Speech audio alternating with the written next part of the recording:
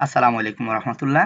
প্রিয় ভিউয়ার্স, প্রিয় শিক্ষার্থী বন্ধুরা, প্রিয় অভিভাবকবৃন্দ, আমার প্রিয় স্যারেরা যে যেখান থেকে আজকের ক্লাসটি দেখছেন, আপনাদের সবাইকে স্বাগত, শুভেচ্ছা, অভিনন্দন জানাচ্ছি। তো প্রিয় ভিউয়ার্স, প্রিয় শিক্ষার্থী বন্ধুরা, আজকে যথারীতি তোমাদের সাথে শেয়ার করব অষ্টম শ্রেণীর ডিজিটাল প্রযুক্তি। পৃষ্ঠা নাম্বার হচ্ছে 135, শিখন অভিজ্ঞতা 6, সেশন হচ্ছে 2।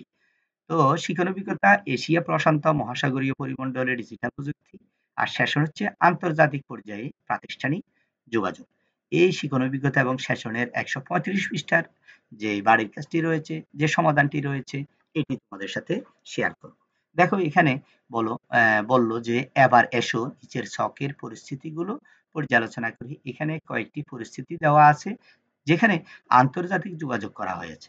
আমাদের খুঁজে বের করতে হবে যে এই পরিস্থিতিগুলোতে আন্তর্জাতিক যোগাযোগের ক্ষেত্রে কি কি ভুল করা হয়েছে। এসো তাহলে কাজটি করে ফেলি। এখানে পরিস্থিতি দেওয়া আছে কয়েকটি, এই পরিস্থিতিগুলোতে কি কি ভুল আছে, ঠিক আছে, কি ভুল হয়েছে এটা আমরা সমাধানটা করব আজকে, ঠিক আছে। এটা হচ্ছে তোমাদের অষ্টম শ্রেণীর ডিজিটাল প্রযুক্তির 135 পৃষ্ঠার যে হোমওয়ার্কটা রয়েছে, এটা আজকে সমাধানটা করে দিব। তো প্রিয় শিক্ষার্থী বন্ধুরা, তোমরা যারা ক্লাস 8 এ রয়েছে অষ্টম শ্রেণীর ডিজিটাল প্রযুক্তির, এই যে প্রথম থেকে একেবারে শেষ পর্যন্ত পৃষ্ঠা অনুযায়ী, সেশন অনুযায়ী যে বাড়ির কাজগুলো রয়েছে, আমি পৃষ্ঠা অনুযায়ী সমাধান করে দিয়েছি। তোমরা আমাদের ভিডিওর প্লে লিস্টে যাও, প্লে লিস্টে গিয়ে ওখানে অষ্টম শ্রেণীর প্লে লিস্টে গেলে ওখানে পৃষ্ঠা অনুযায়ী তুমি এই ক্লাসগুলো পেয়ে যাবা। তোমার যেটা দরকার এটা তুমি খুঁজে নেবা। এখানে পরিস্থিতি কি দিল দেখো। হাসান সাহেবের একটি ব্যবসায়িক কাজে আমেরিকায় একজন ব্যক্তির সাথে মিটিং করা প্রয়োজন। তিনি তাই সেই ব্যক্তির মোবাইল ফোনে কল করলেন। 1 মিনিট কথা বলার পরেই ফোন কেটে গেল, আর হাসান সাহেব দেখলেন তার ফোনের সব টাকা শেষ। তাহলে এখানে সহজ কথা হচ্ছে, আমি যে আন্তর্জাতিকভাবে যে কল দিচ্ছি, আমাকে দেখতে হবে আমার মোবাইলে টাকা আছে কিনা, ব্যালেন্স আছে কিনা।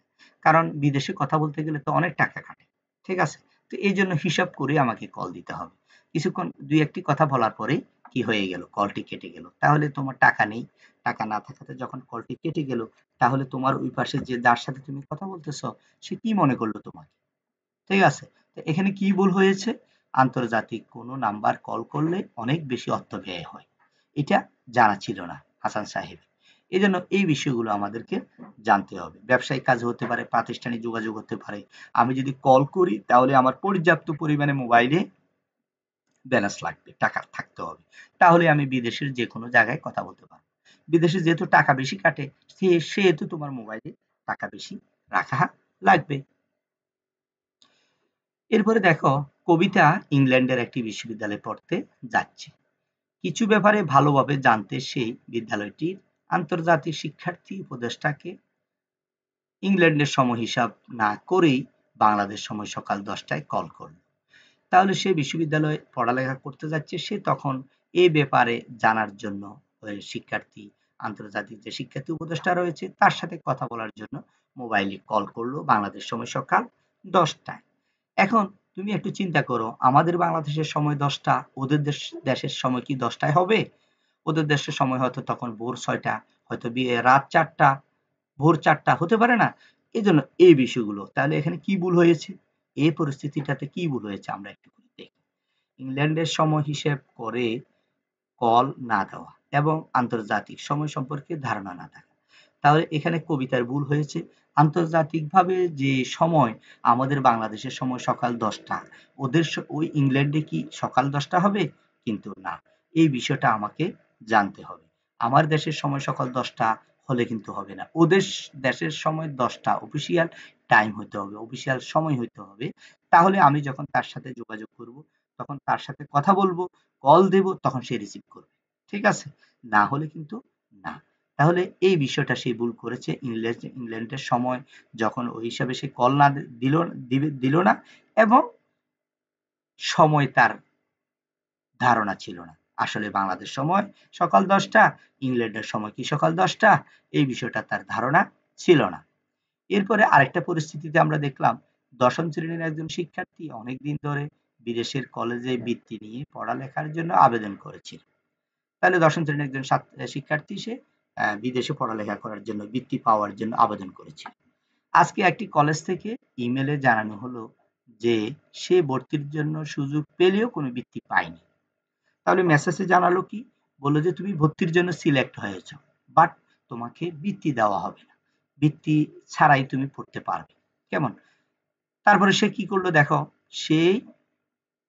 সেই মেইলের উত্তরে লিখলো, why did not I get the scholarship? I tried really hard for the scholarship. I am very sad. তাহলে সে উত্তরে এই মেসেজটা দিল। তাহলে এখানে রিপ্লাই যে মেসেজটা দিল, ওই মেসেজের সাথে কি মিল হয়েছে? সে সে যে মেসেজটা তাকে দিল, উত্তরে সে কি মিলটা দিল, এই জবাবটা দিল, এই জবাবটা কি আসলে সুন্দর হয়েছে, ভালো হয়েছে, সম্মানজনক হয়েছে? দেখো, তাহলে এখানে সে ভুল করেছে। এখানে শিক্ষার্থী যাকে ইমেল করেছে তাকে সম্মানের সাথে সম্বোধন করেনি। দেখো এখানে হোয়াই ডিড নট, কেন না, কি জন্য আমি পাইনি। তাহলে সে এইভাবে করে প্রশ্ন করেছে। তাহলে এটা তো কোনো শিষ্টাচার নয়, কোনো যোগাযোগের এটা হতে পারে না, প্রাতিষ্ঠানিক কোনো যোগাযোগ এভাবে হয় না। তাহলে তোমাকে কার্টেসি মেনটেন করে, তোমাকে ভদ্রতার সহিত নম্রভাবে অফিসিয়াল যে নিয়ম ভাষা ব্যবহার করে তোমাকে মেল দিতে হবে। তো এখানে আরেকটা পরিস্থিতি দেখো, একজন ব্যক্তি বিদেশ থেকে একটি পণ্য অর্ডার করেছিল। পণ্যটি কুরিয়ার মাধ্যমে গতকাল তার কাছে পৌঁছানোর কথা থাকলেও আজও সে পণ্যটি হাতে পায়নি। তাই সে কুরিয়ার সার্ভিসের নিচের মেলটি পাঠান। তাহলে বিদেশ থেকে সে একটি কুরিয়ার মাধ্যমে একটি পণ্য অর্ডার করেছিল। পণ্যটি কুরিয়ারের মাধ্যমে আসবে, কিন্তু আজকে আসার কথা ছিল, সেটি আসেনি। সে আবার ওই কুরিয়ারের ওই যেই পণ্যটি যে কোম্পানির কাছ থেকে মালামালটি অর্ডার করেছিল তাকে মেল করেছে। দেখো, এটা হচ্ছে টু মানে হচ্ছে সে প্রাপক, আর হচ্ছে ফ্রম মানে হচ্ছে যে এখান থেকে মেলটি দিবে তার ইমেল অ্যাড্রেস। তবে এখানে চিঠিটা তুমি একটু ভালো করে দেখলেই বুঝবা, এখানে বড় হাতের অক্ষর, ছোট হাতের অক্ষর, কতগুলো একটানা বড় হাতের, কতগুলো ছোট হাতে। আবার দেখো এখানে লেখার মাঝখানে, মেইলের মাঝখানে যে লিখবে ওখানে সংখ্যা ব্যবহার করেছে। হ্যাঁ, এই যে দেখো এখানে লস্ট, আবার এন্ড, এটা কিভাবে দিছে, এগুলো এলোমেলো ভাবে। তো বিদেশে যদি তুমি এইভাবে চিঠি লেখো, ওরা তোমাকে কি ভাববে? বলবে যে তুমি তো চিঠি লিখতে পারো না, তুমি আন্তর্জাতিক ভাবে যে যোগাযোগ করতে জানো, তুমি ইংরেজি ভাষা পারদর্শী না, তুমি ভালো যোগাযোগ করতে পারো না। তাহলে এখানে আমরা জানি, দেখো কি ভুল হয়েছে, সে কি ভুল করেছে, ইংরেজি ইংরেজি ওয়ার্ড পুরো না লিখে শর্ট ফর্ম বানানে নিজের মতোই লিখেছে। সে ইংরেজি যেই লেখাটা সবগুলা যে একই নিয়মে লিখবে, যেখানে বড় হাতের অক্ষর হওয়ার দরকার সেখানে বড় হাতের হবে, যেখানে ছোট হাতের অক্ষর হওয়ার সেখানে ছোট হাতের হবে, এই বিষয়গুলো মাথায় আনেনি। সে এলোমেলো ভাবে লিখেছে, কখনো বড় হাতের কখনো ছোট হাতের।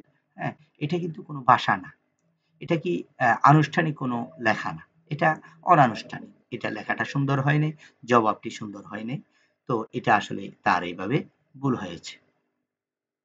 প্রিয় শিক্ষার্থী বন্ধুরা, এবার জানবো হচ্ছে বিদেশের একটি কলেজে ভর্তির প্রক্রিয়া জানতে এক শিক্ষার্থী সেই কলেজের ওয়েবসাইটের তথ্য জানতে চাওয়ার অংশে তার ইমেল ঠিকানা সহ কিছু প্রশ্ন পোস্ট করলো এবং সাথে সাথে এই ইমেলটি পেল।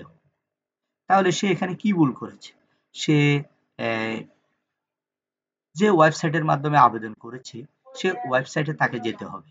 ওয়েবসাইটে গিয়ে ওখানে কমেন্টস বক্সে লিখতে হবে, বা ওয়েবসাইটে তার তালিকাটি আছে কিনা, তার নামটি আছে কিনা ওখানে পোস্ট করতে হবে। সে মেল করেছে।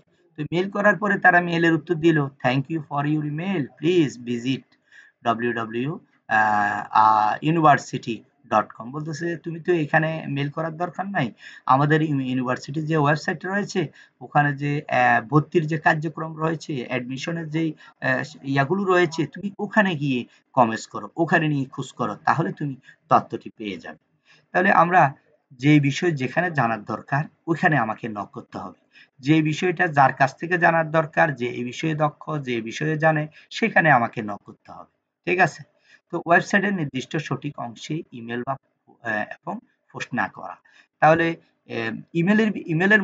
ইমেলে যে তাকে চিঠিটা পাঠালো ওই বিশ্ববিদ্যালয়ে, তাহলে এটা ঠিক হয়নি। তাকে যেতে হবে ওই ওয়েবসাইটের ভিতরে, যে ওয়েবসাইটে সে আবেদন করেছে ওখানে তার তালিকা আছে কিনা, ওখানে কমেন্টস করে বলে দিবে আমার তালিকাটা আসে নাই, আমি এভাবে আবেদন করেছিলাম। হ্যাঁ, ওই বিষয়গুলো ওখানে জানানোর দরকার ছিল। এটাই তার ভুল হয়েছে। প্রিয় শিক্ষার্থী বন্ধুরা, এবার জানবো, দেখো এখানে বলতেছে এখানে একটা ইমেল, এই ইমেলটি ভালোভাবে না পড়ে সে শিক্ষার্থী সেই মেল ঠিকানায় একটি ফিরতি মেল পাঠিয়ে আরো অনেক তথ্য জানতে চাই। তোমাকে এখানে university can you also visit www.university.com, হ্যাঁ, contacts for any others query. বলতেছে তুমি এখানে এত মেল করে লাভ নাই, আমি এখানে তোমাদের যে নির্দেশনা দিচ্ছি এই নির্দেশনায় তুমি কাজ করো। Please do not reply to this message, replace to this message আর routed to an unwanted mailbox. If you have any other question, you any call us at এত এত। বলতেছে যে তোমাকে যে কল করেছি তুমি এর নির্দিষ্ট একটা নাম্বার রয়েছে, নির্দিষ্ট নাম্বারে তুমি কল করো এবং তোমাকে যে মেলে চিঠি দিয়েছি মেল বক্সটা ভালো করে চেক করে ওই নির্দেশনা অনুযায়ী তুমি কাজ করো। সে কিন্তু এটা ভালো করে বুঝে নেই। ভালো করে না বুঝার কারণে সে কি করেছে, কি ভুল করেছে দেখো। মেসেজ মনোযোগ দিয়ে না পড়া। সে যে মেসেজটা দিয়েছে এই মেসেজটা ভালো করে না পড়ে এবং ওখানে কি নির্দেশনা রয়েছে ওই নির্দেশনাগুলো সে অনুসরণ না করে ওগুলো না মেনে সে কাজ করেছে। তাহলে এটা তার ভুল হয়েছে। প্রিয় শিক্ষার্থী বন্ধুরা, আমরা বিদেশে যখন কথা বলবো, বিদেশের বিভিন্ন প্রতিষ্ঠানের সাথে যোগাযোগ করব, তাহলে আমাকে ওই দেশের ভাষা কি ধরনের, ও ধরনের তাদের সাথে কিভাবে কথা বলতে হবে এই বিষয়গুলো আমাদেরকে জানতে হবে। জেনে তার সাথে আমি যোগাযোগ করতে হবে। আমরা যে এখানে অনেকগুলো পরিস্থিতির ভুলগুলো আমরা কি হয়েছে এটা সমাধান করে দিয়েছি তোমাদের ৮ম শ্রেণীর ডিজিটাল প্রযুক্তি বইয়ের। ঠিক আছে? আজকের ভিডিওটি তোমার কেমন লেগেছে?